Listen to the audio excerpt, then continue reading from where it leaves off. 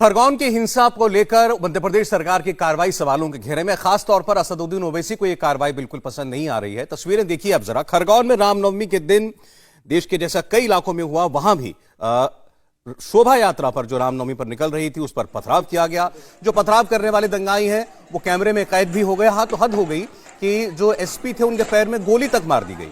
और इस हिंसा के बाद पुलिस ने, प्रशासन ने दंगाइयों की पहचान की और उसके बाद कार्रवाई जो हुई वो भी आप देख रहे हैं। इनके अवैध निर्माण पर, इनके घरों पर जो भी अतिक्रमण था उसको तोड़ दिया गया। सरकार कह रही है कि हमने जो भी कार्रवाई की है वो कानून सम्मत है, हमने उन्हीं जगहों पर बुलडोजर चलाया है जो गैर कानूनी निर्माण था। लेकिन असदुद्दीन ओवैसी कहते हैं कि ये चुन चुनकर मुसलमानों के खिलाफ कार्रवाई की गई है, यह मुसलमानों को प्रताड़ित करने का मामला है। और किस कानून के तहत, किस अधिकार के तहत मध्य प्रदेश की सरकार ऐसा कर सकती है।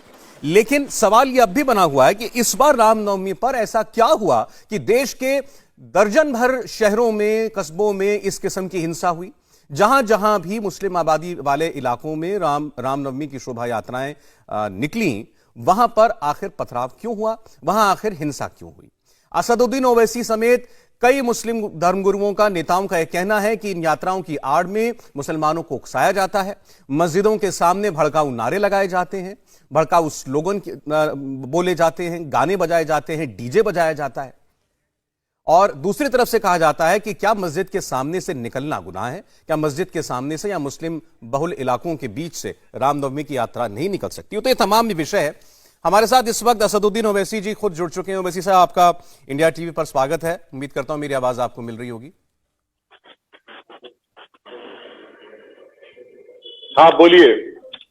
मैंने आपकी प्रेस कॉन्फ्रेंस सुनी ओवैसी साहब, आपने कहा रामनवमी पर जो कुछ हुआ, खासतौर पर मध्य प्रदेश में। हेलो। और जी सर, मुझे सुन पा रहे हैं? सौरभ बोल रहा हूं। हाँ हाँ, बोलिए सौरभ साहब।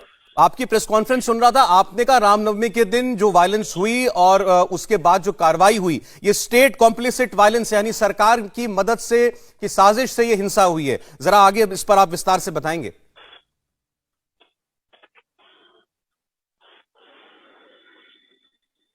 सर, आपकी आवाज कट रही है, दोबारा बोलिए। सर, आपने कहा रामनवमी पर जो हिंसा हुई वो स्टेट स्पॉन्सर्ड थी, स्टेट कॉम्प्लिसिट थी, इस बारे में बोलेंगे? और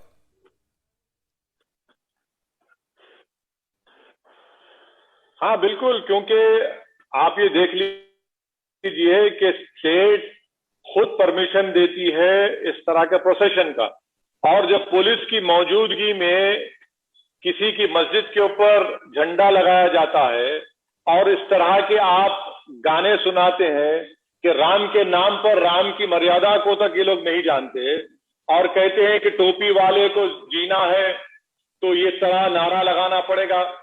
और फिर आप मध्य प्रदेश में पुलिस खुद जाकर मुस्लिम महिलाओं के 70 साल की बूढ़ियों पर लाठियां बरसाती है, उनके हाथ और सर को तोड़ देती है।